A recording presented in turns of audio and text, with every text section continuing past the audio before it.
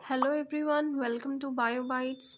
Chemical coordination के last lecture में हम लोगों ने पीनियल ग्लैंड तक पढ़ा था। इस लेक्चर में हम थाइमस ग्लैंड से स्टार्ट करते हैं। थाइमस ग्लैंड हमारी बॉडी का लिम्फॉइड ऑर्गन है, प्राइमरी लिम्फॉइड ऑर्गन है, जो कि बहुत इंपॉर्टेंट पार्ट प्ले करता है हमारे इम्यून सिस्टम को जनरेट करने में। थाइमस ग्लैंड लोब्यूलर स्ट्रक्चर होता है जो कि हमारे लंग्स के बीच में प्रेजेंट होता है और वेंट्रल साइड से हमारी स्टर्नम के पीछे लोकेटेड होता है। ठीक है, ये रही बात थाइमस ग्लैंड की लोकेशन की। और थाइमस ग्लैंड से जो इसका जो सिक्रीशन है, उससे जिस हार्मोन का प्रोडक्शन होता है उसे हम थाइमोसिन कहते हैं। ठीक है, और वो जो है वो पेप्टाइड नेचर का हार्मोन होता है जो थाइमोसिन है। और इसका फंक्शन क्या रहता है, ये जो टी सेल है हमारी इम्यून रिस्पॉन्स को जनरेट करने के लिए, टी सेल उसके डेवलपमेंट में ये हेल्प करता है। ठीक है, और जो थाइमस ग्लैंड जो होते हैं वो ओल्ड एज में जाकर थाइमोसिन का प्रोडक्शन उसका कम हो जाता है। उस वजह से जो हमारी इम्यून सिस्टम है या हमारा इम्यून रिस्पॉन्स है ओल्ड एज में जाकर वीक हो जाता है। उसका रीज़न ये है कि जैसे जैसे हमारी एज बढ़ती जाती है वो थाइमोसिन का जो साइज़ है वो छोटा होता जाता है, और छोटे होने से जो है थाइमस ग्लैंड का साइज़ वो छोटा होता जाता है, और जो थाइमस ग्लैंड का साइज़ छोटा होने से थाइमोसिन का प्रोडक्शन कम हो जाता है, जो कि हमारे इम्यून रिस्पॉन्स को अफेक्ट करता है। यहाँ पे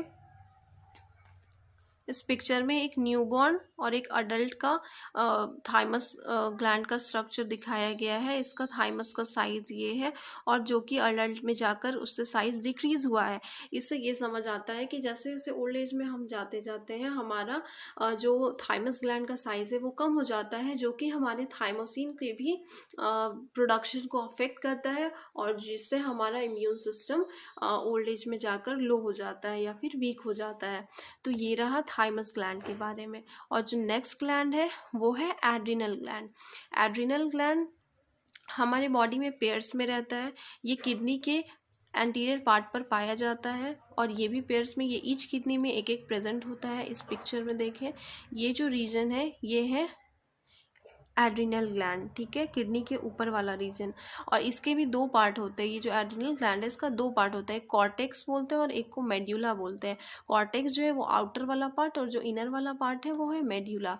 अब इन दोनों का अलग अलग सिक्रीशन होता है और उन सिक्रीशन के अपने अपने अलग फंक्शन होते हैं। ठीक है, एड्रिनल कॉर्टेक्स जो है वो है एड्रिनल ग्लैंड का आउटर वाला पार्ट, और इससे हार्मोन का जिस प्रोडक्शन होता है वो स्टेरॉइड नेचर का होता है, और वो होते हैं कॉर्टिसोल एंड एल्डोस्टेरॉन। एल्डोस्टेरॉन जो है वो रेगुलेट करते हैं ग्लूकोज हमारे बॉडी में शुगर और सॉल्ट एंड वाटर बैलेंस को। ठीक है, और जो कॉर्टिसोल है उसका वो इन्वॉल्व रहता है स्ट्रेस रिस्पॉन्स और मेटाबॉलिज्म में बेसिकली। ठीक है, तो होता क्या है कि जो हार्मोन जो है जो कि एड्रिनल कॉर्टेक्स से जिसका प्रोडक्शन हो रहा है, अगर उस हार्मोन का अंडर प्रोडक्शन रहा तो हमारी बॉडी में जो कार्बोहाइड्रेट का मेटाबॉलिज्म है वो अफेक्ट कर जाता है। ठीक है, और उससे होता ये है कि वीकनेस आती है, फटीग होती है, और जो कि लीड करती है एक डिजीज़ में, और उस डिजीज़ को बोलते हैं एडिसन्स डिजीज़। ठीक है, तो ये रहा एड्रिनल कॉर्टेक्स के बारे में। अब हम मूव करते हैं एड्रिनल मेड्यूला, जो कि इनर पार्ट होता है एड्रिनल ग्लैंड का। ठीक है, और इससे जिस हार्मोन का प्रोडक्शन होता है उसे हम कैटेकोलामाइन हार्मोन कहते हैं। ठीक है, और जैसे कि एड्रिनलिन या फिर एपिनेफ्रिन भी इसे बोलते हैं, नॉन एड्रिनलिन या फिर नॉन एपिनेफ्रिन भी बोलते हैं। बेसिकली 80 पार्ट जो है एड्रिनलिन रहता है, और 20% जो है वो नॉन एपिनेफ्रिन या फिर नॉन एड्रिनलिन होता है। ठीक है, और ये हार्मोन जो है इमरजेंसी के टाइम पर ही इसका सिक्रीशन ज़्यादा होता है, तो इसलिए इसे इमरजेंसी हार्मोन या फिर hormone of fight and flight भी बोलते हैं।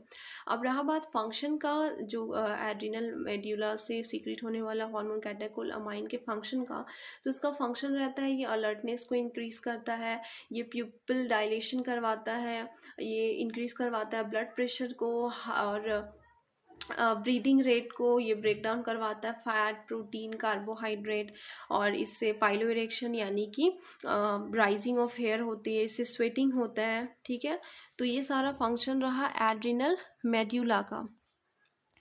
अब हम बढ़ते हैं एड्रिनल कॉर्टेक्स। एड्रिनल कॉर्टेक्स जो है उसका तीन पार्ट होता है, वो 3 लेयर्स में डिवाइडेड होता है। जो आउटर पार्ट ऑफ जो एड्रिनल ग्लैंड है उसको कॉर्टेक्स बोलते हैं, और वो कॉर्टेक्स है उसके 3 लेयर्स होते हैं।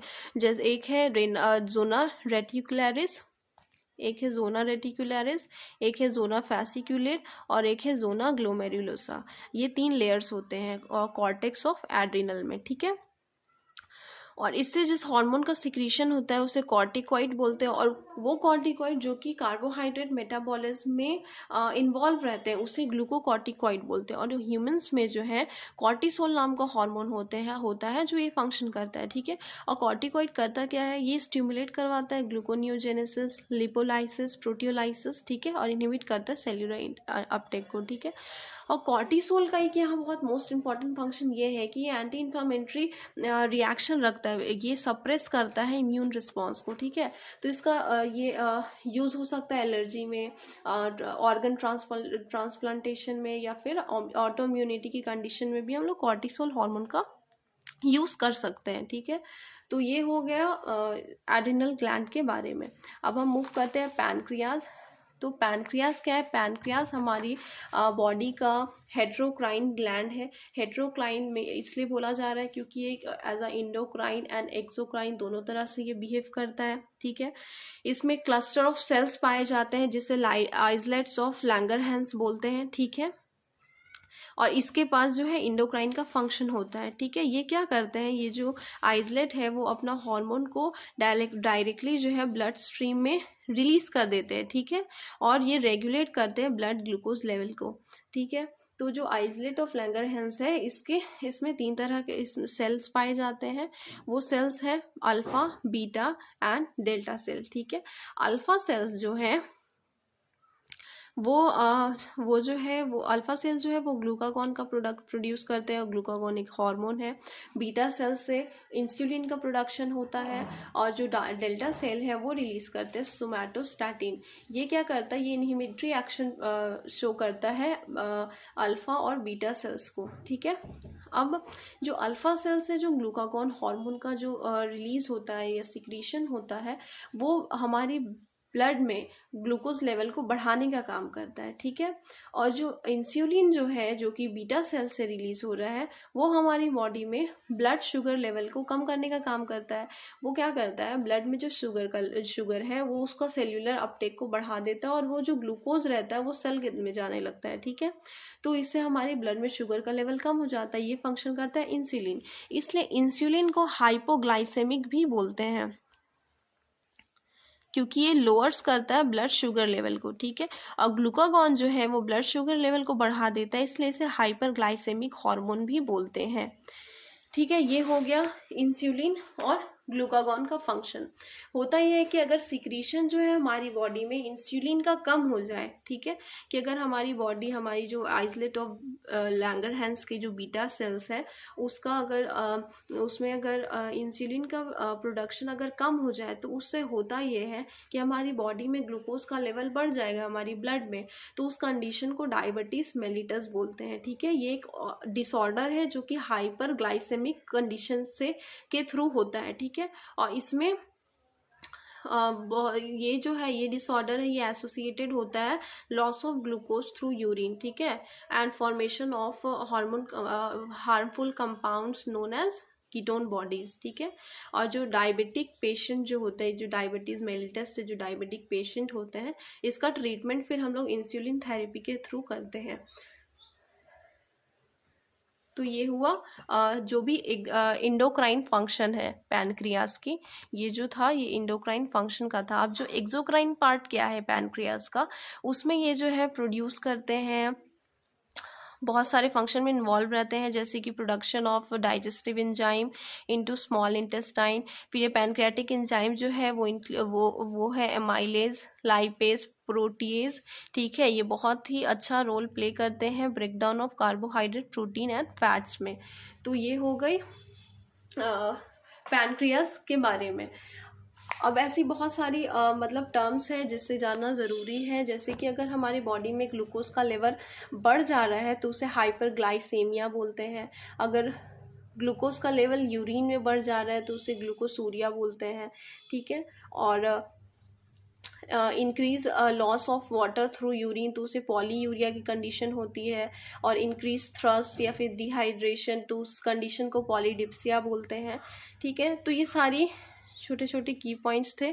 तो यहाँ तक हमने पैनक्रियास के बारे में पढ़ा है। और नीचे ये देखिए पिक्चर्स में, ये पिक्चर में ये दिखाया गया है, ये जो है ये पैनक्रियास है और इसका इनसाइड व्यू दिखाया गया है। ठीक है, इसमें आइसलेट ऑफ लैंगरहैंस भी दिखाया गया है। देखिए ये है अल्फा सेल, ये जो है, और ये बीटा सेल और ये डेल्टा सेल। अल्फा सेल वो जिससे कि ग्लूकागॉन का प्रोडक्शन हो रहा है, बीटा सेल जिससे इंसुलिन का प्रोडक्शन हो रहा है, और डेल्टा सेल जिससे कि सोमैटोस्टैटिन का प्रोडक्शन हो रहा है। ठीक है, तो ये रहा पैनक्रियास के बारे में। तो आज के वीडियो में यहीं तक। Thank you.